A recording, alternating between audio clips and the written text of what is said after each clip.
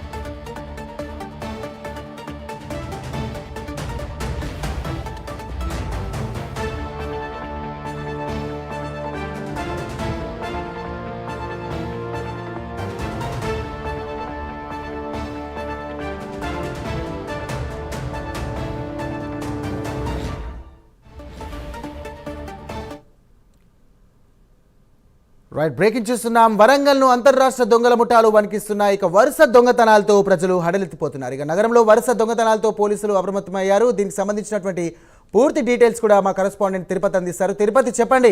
స్థానికులే కర్రలు పట్టుకొని రాత్రిపూట గస్తీ కాయాల్సిన పరిస్థితి నెలకొంది. అలాగే పోలీసులు కూడా దానికి సంబంధించినటువంటి స్ట్రీట్ సేఫ్టీ టీమ్స్ కూడా ఏర్పాటు చేశారు. అక్కడ ఇంకా ఎలాంటి చర్యలు తీసుకుంటున్నారు?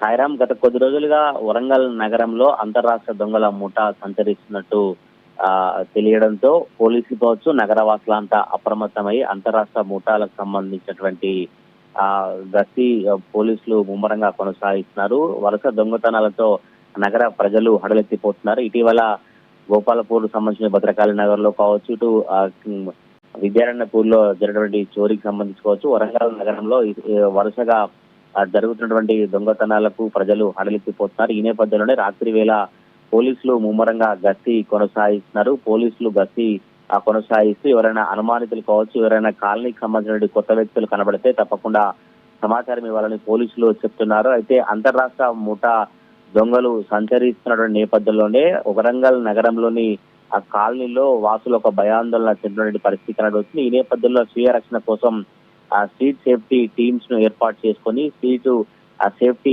యువకులంతా కూడా రాత్రి వేళలో కర్రలు చేతిలో పట్టుకొని కాలనీలో గస్తీ నిర్వహిస్తూ యువకులు అప్రమత్తంగా వ్యవహరిస్తున్నటువంటి దృశ్యాలను మనం స్క్రీన్ మీద చూస్తున్నాం. రాత్రి వేళలో వరంగల్ నగరంలో చాలా కాలనీలో యువకులు కావచ్చు, ఆ కాలనీ వాసులు కావచ్చు, యువకులకు సంబంధించినటువంటి ఎవరైతే ఉంటారో వారంతా కూడా ఎవరు అంతర్రాష్ట్ర ముఠాకు సంబంధించిన దొంగలు కావచ్చు, ఇతర దొంగలు కాలనీలోకి చొరబడకుండా, ఎటువంటి దొంగతనాలు జరగకుండా పోలీసులతో పాటు యువకులు కూడా రాత్రి వేళలో కర్రలు చేతిలో పట్టుకుని గస్తీ నిర్వహించినటువంటి పరిస్థితి కనబడుతుంది. దొంగలను పట్టుకునేందుకు ముమ్మరంగా పోలీసులు గాలింపు చర్యలు చేపట్టినప్పటికీ కూడా ఇప్పటి వరకు వరంగల్ నగరంలోని విద్యారణ్యపూర్లో చొరబడినటువంటి టాటో గ్యాంగ్ సంబంధించినటువంటి వారి వివరాలు ఇంకా క్లారిటీ రాలేదు. టాటో గ్యాంగ్ ఇంకా నగరంలో ఉందా లేదా నగరం విడిచిపెట్టి వెళ్లారంటూ కూడా పోలీసులు ఇప్పటివైతే క్లారిటీ ఇవ్వలేదు. గత కొద్ది రోజులుగా వరంగల్ నగరంలో ఈ